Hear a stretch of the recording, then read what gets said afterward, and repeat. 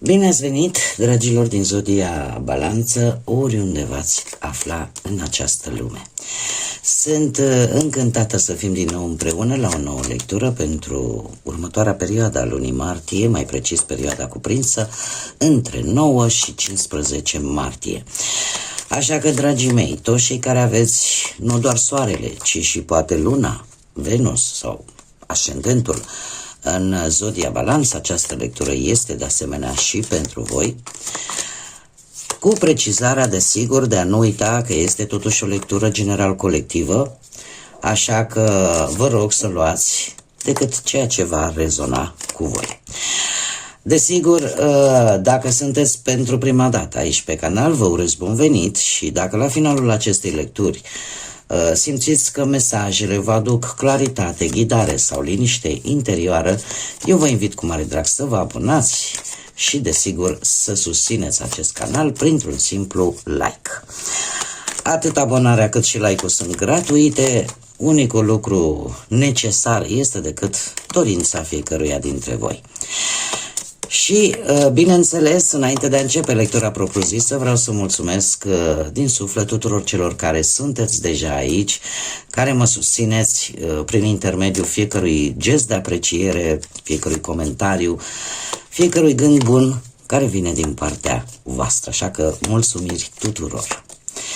Și haideți să vedem care este energia voastră, ce ne spune Simbolon despre energia, dragilor mei din Balanță, în săptămâna 9-15 martie.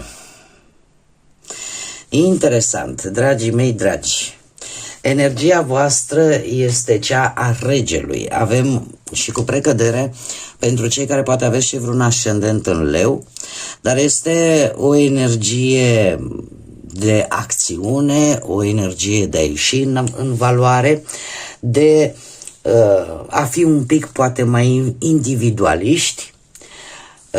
De asemenea, putem vorbi de creativitate foarte mare, arată așa o dorință de putere și de a avea, de a acționa, acea dorință de a crește. Cumva,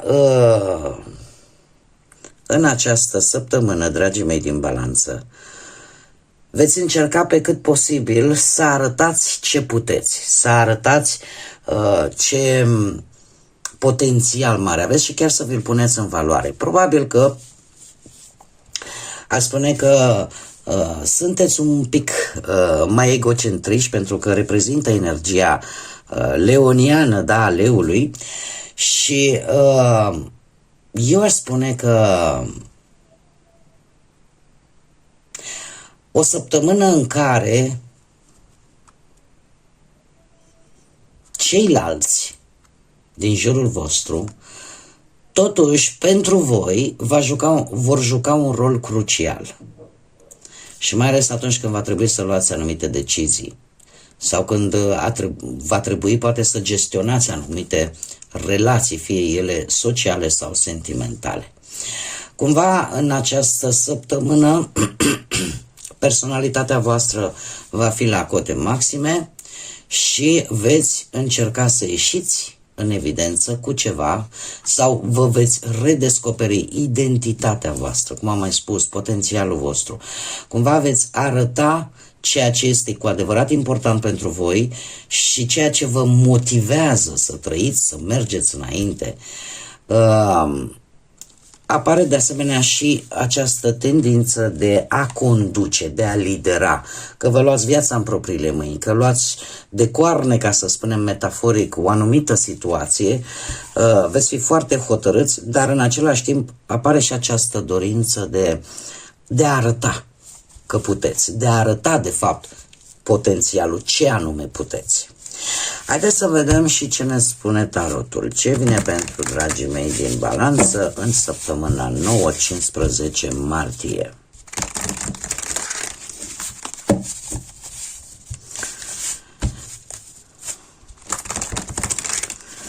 Dar apare și dorința asta de a fi valorați, de a vi se recunoaște anumite merite.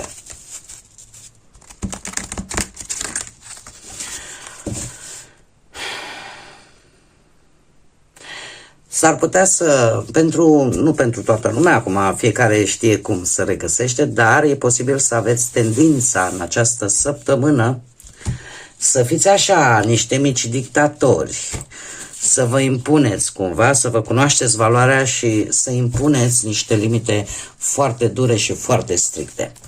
Dar haideți să vedem ce ne spune și tarotul. Se simte această energie chiar și în tarot. Faptul că se repetă de 2 ori cifra 9, asta arată de fapt, cifra 9 este guvernată atât de Neptun cât și de Pluton. Este într-adevăr o energie feminină, yin, dar aș spune că este, cum să spun eu, acea dragoste pentru uman, acea dragoste și dăruire, ca să spun așa, între voi și cei de lângă voi, dar pe de altă parte veți da dovadă și de anumite transformări. Va apărea, cum să spun eu, acea necesitate să închideți anumite capitole din viața voastră, să vă pregătiți pentru noi etape, dar în paralel, cumva, sunteți mult mai altruiști, poate decât ați fost până în prezent.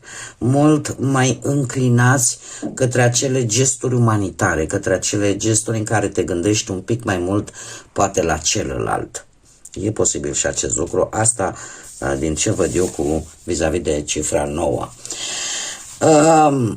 Provocarea pentru voi în această săptămână vine cu 9 de cupe.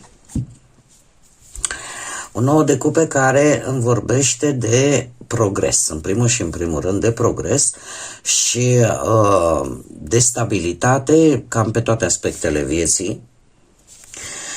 Resursele voastre cu cavalerul de monede, care reprezintă zodiile de pământ. Poate că unii dintre voi aveți și legătură cu aceste zodii de pământ în harta voastră astrală, Taur, Fecioară sau Capricorn.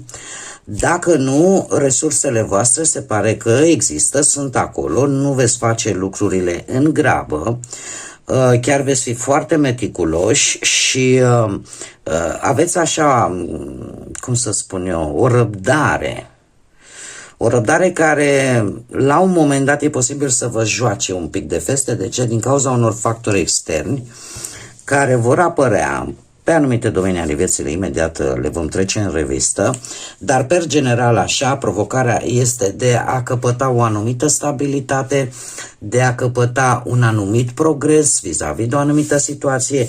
Aveți resurse, cu precădere cei care aveți poate și un ascendent în zodii de pământ, Taur, Fecioară sau Capricorn, cum am mai spus.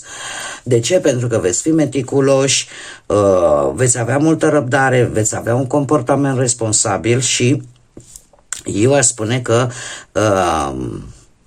apare ideea asta de compromis, de a te ține cumva de o promisiune sau de un compromis pe care voi l-ați făcut.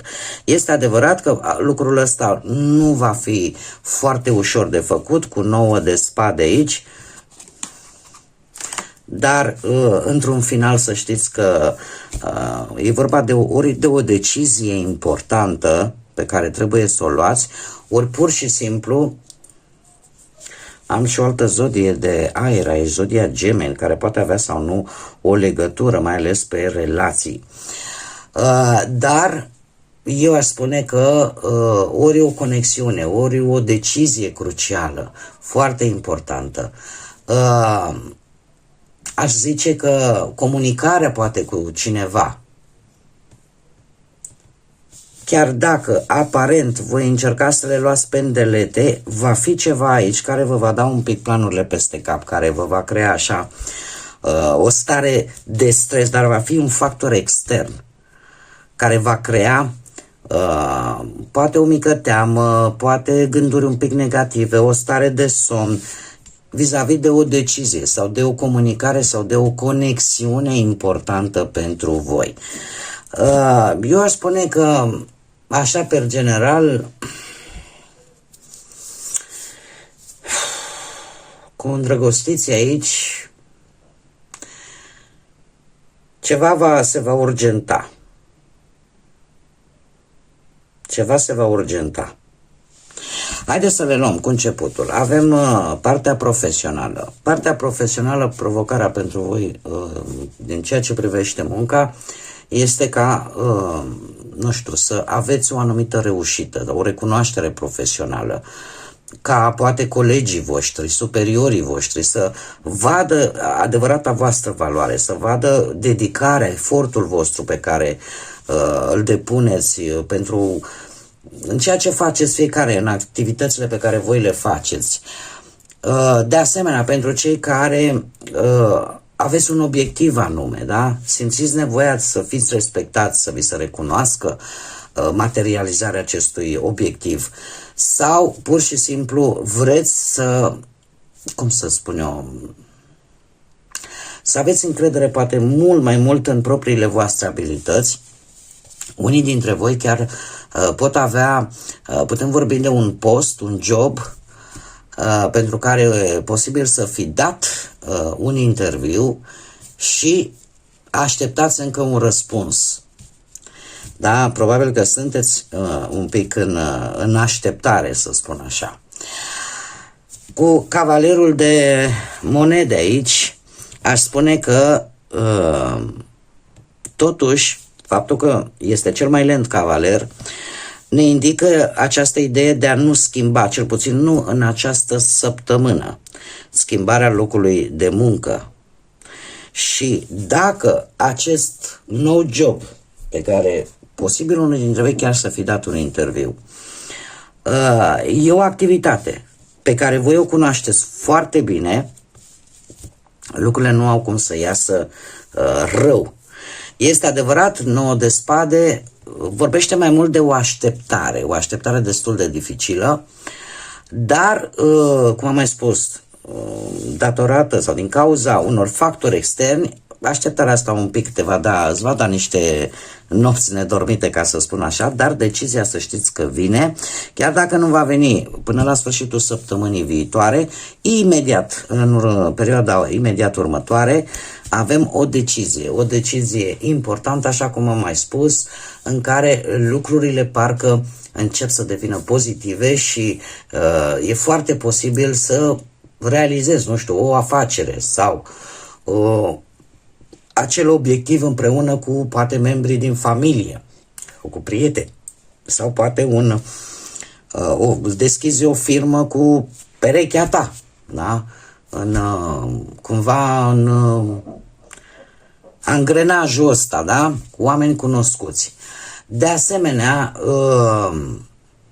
aș spune că această decizie te va îndemna să evaluezi foarte bine lucrurile, să-ți dai seama că este totuși o alegere importantă din punct de vedere profesional și, de asemenea, putem vorbi de o schimbare, dar nu neapărat în această săptămână, da? În viitorul apropiat, o schimbare, într-adevăr, de job sau o mutare avantajoasă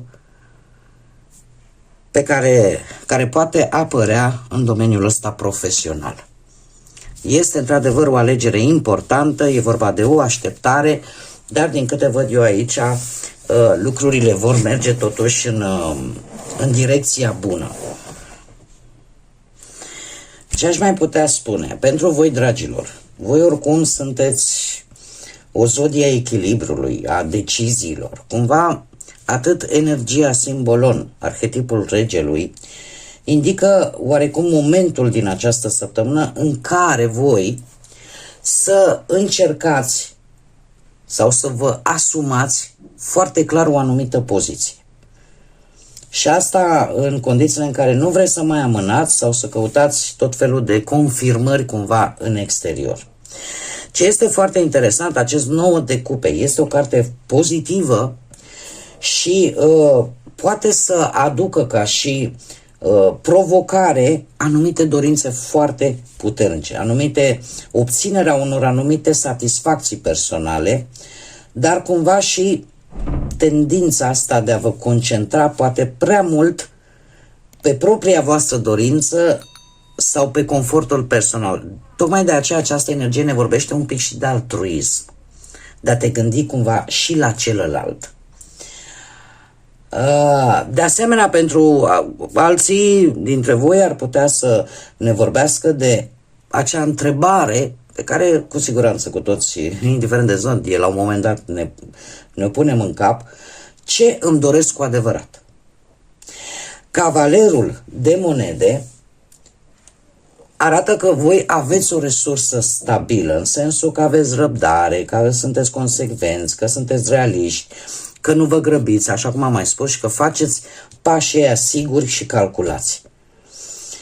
Cumva aș zice că problemele cu care voi vă puteți confrunta, indiferent că sunt ele, cum să zic eu, de orice natură, că sunt profesionale, că sunt financiare, că sunt sentimentale, se pot rezolva prin perseverență, prin stabilitate. Deci să nu, cum să spun eu, să nu vă grăbiți. Dar punctul cel mai important și care este, cred eu, cel mai, poate mai important chiar și decât provocarea în sine, este faptul că sunt anumite frământări, sunt anumite gânduri excesive la nivel mental, pentru că totuși trebuie să faceți o alegere importantă. Că e, poate, cum am mai spus, că e într-o relație sau că e într-o situație, implică anumite, să zicem așa, compromisuri, promisiuni sau valori personale. Iar toată această combinație îmi vorbește în mare parte și de, cum am mai spus, de o anumită teamă de a-ți asuma sau de a lua o anumită decizie care voi sunteți conștienți că vor schimba lucrurile într-o manieră semnificativă. Acum, nu știu dacă cumva vorbim de bani, să zicem. Acest 9 de cupe spune: domne, vrei să ți se îndepărteze anumite probleme, vrei să se rezolve situații legate de anumiți bani, de o anumită investiție, vrei să vezi rezultate. E posibil, într-adevăr, să apară și anumite câștiguri neprevăzute sau să recuperezi, nu știu, o parte sau integral o anumită datorie. Cu acest cavaler de monede aici aș spune că posibilitatea ca banii să vină din mai multe direcții nu o excludem. Există această oportunitate, există această șansă. Totuși, cum am mai spus, 9 de spade alături de îndrăgostiții îmi vorbește de situații care n-au legătură cu norocul și dacă vorbim de o problemă financiară, trebuie să vă spun că nu o puteți rezolva singuri.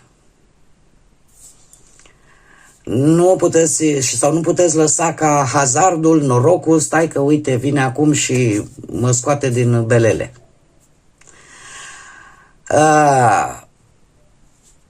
Asta va depinde și de alte persoane și de anumite alegeri. În orice situație ajungem la această alegere importantă. Dacă vorbim pe partea sentimentală, avem cam aceeași situație. Pentru cei care sunteți într-o relație, probabil că vreți ca relația voastră să meargă într-o direcție bună, vreți ca sentimentele să crească și să se, cum să spun eu, să se adâncească, să fie cât mai profunde. De asemenea, vorbim la 9 de cupe de un compromis, încă o dată, de comunicare, de planuri în comun. O dorință pe care probabil voi o aveți și faptul că, cum să spun eu, vă dați seama că în relația voastră trebuie lucrat împreună ca ea să funcționeze. Totuși e aici o alegere, o decizie importantă care vă dă bătăi de cap, care vă aduce oarece stare de stres sau de teamă, dar care la un moment dat se va lua. Și eu aș spune că lucrurile astea chiar pot consolida relația voastră. Chiar pot consolida. Nu știu de ce vă spun ceea ce simt eu acum intuitiv.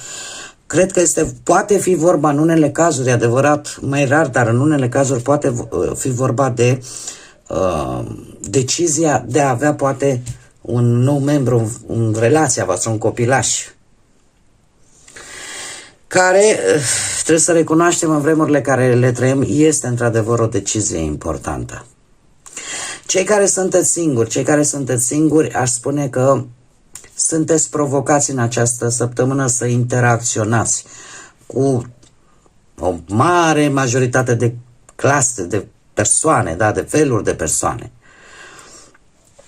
De ce? Pentru că există șansa ca una din aceste persoane să se poată transforma într-un început de relație. Cavalerul de monede cumva apare și sunteți conștienți și știți că de multe ori schimb locul, schimb norocul, cum se spune, da? Și atunci apare această tendință de a cunoaște oameni noi, locuri noi, de a vă extinde orizontul. 9 de spade și îndrăgostiții îmi vorbesc de